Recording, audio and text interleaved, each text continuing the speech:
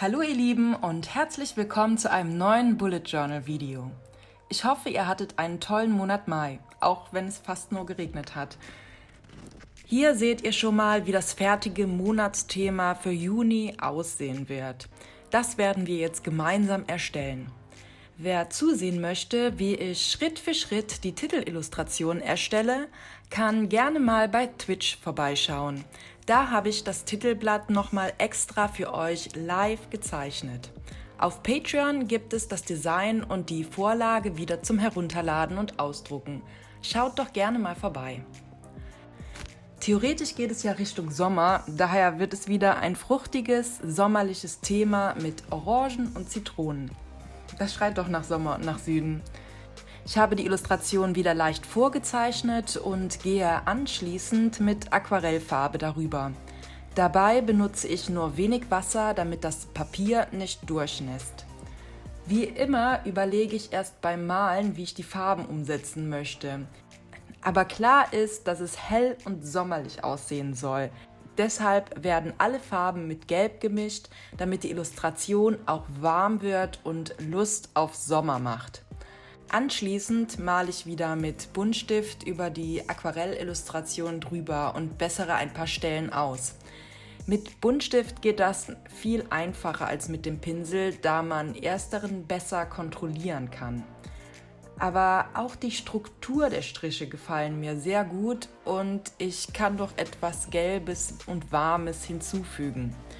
Außerdem lassen sich die Illustrationen so viel besser konturieren und hervorheben.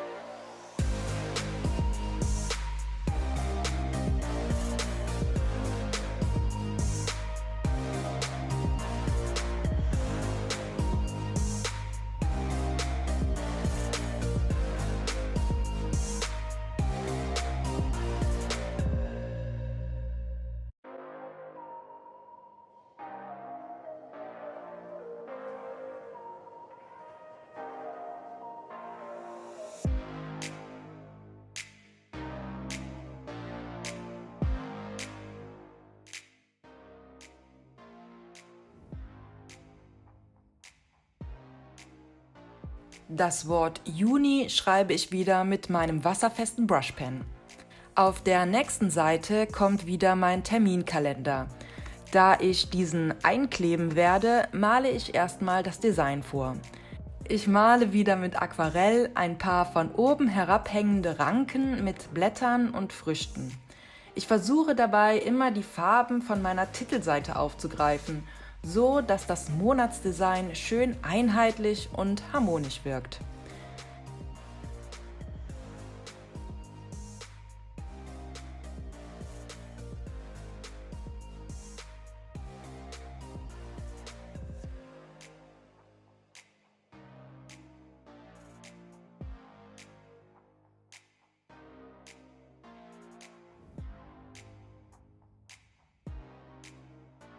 Der Terminkalender wird wieder auf ein Stück Packpapier geschrieben und anschließend eingeklebt.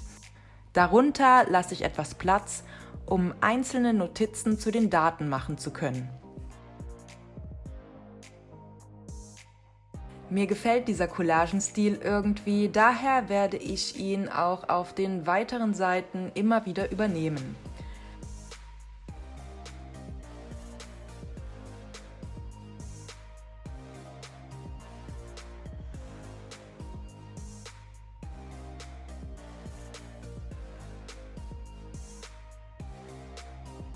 Auf der nächsten Seite werden auch wieder die Titel auf das Packpapier geschrieben und eingeklebt. Also meine Monatsziele und meine Bücherliste. Und auch die Einnahmen- und Ausgabenseite wird damit verschönert. Collagen sind einfach super, wenn man nicht so viel Lust hat, überall detailreiche Illustrationen zu erstellen. Und trotzdem sehen die Seiten fertig und nicht langweilig aus, obwohl es ja wirklich nicht viel Arbeit ist. Um wieder die Farben von der Vorderseite mit einzubinden, male ich dann noch ein paar Blätter hinzu und schon ist die Doppelseite fertig. Das ging schnell. Und auch in meiner Wochenübersicht übernehme ich wieder das Design von der Titelseite. Ich liebe es, wenn das Monatsdesign so harmonisch und gut zusammenpasst. Das schaffe ich zwar leider nicht immer, aber auf dieses Design von Juni bin ich echt stolz. Alle Materialien, die ich benutze, findet ihr auch wieder in der Infobox.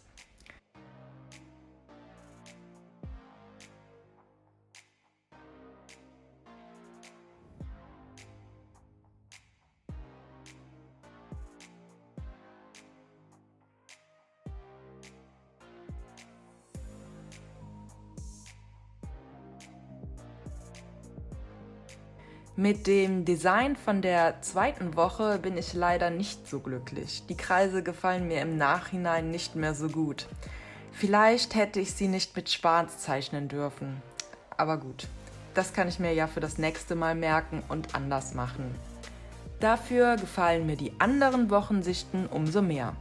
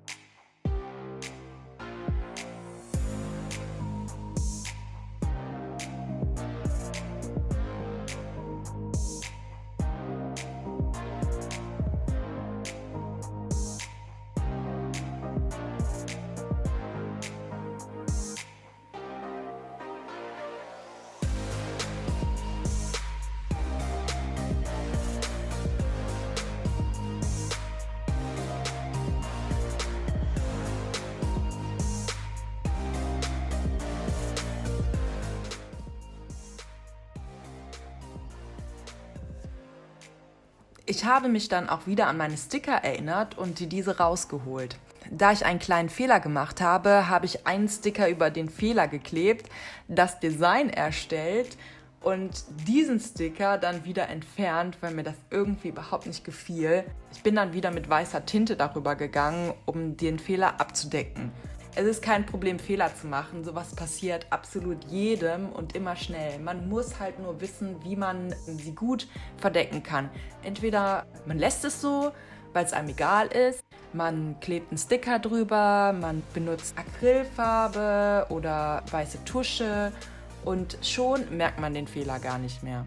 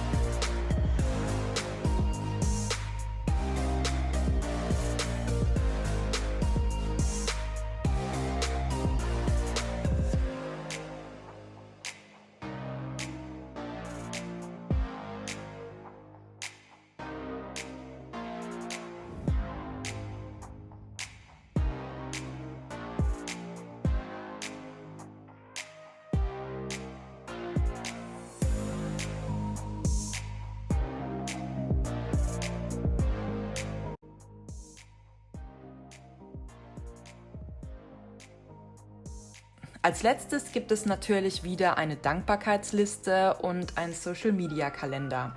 Das kennt ihr ja schon bei mir. Und auch hier übernehme ich die Illustration von der Titelseite wieder, ebenso wie den Packpapierkalender.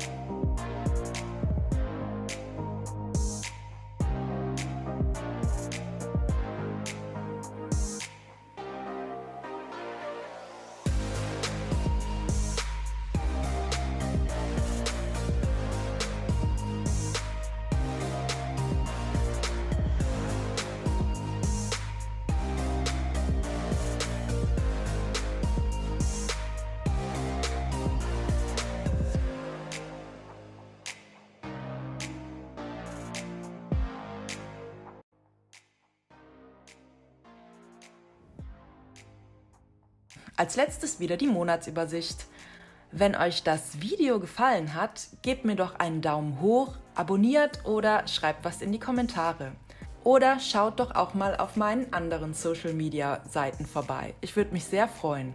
Vielen Dank fürs Zuschauen. Ich hoffe, ich konnte euch ein wenig inspirieren.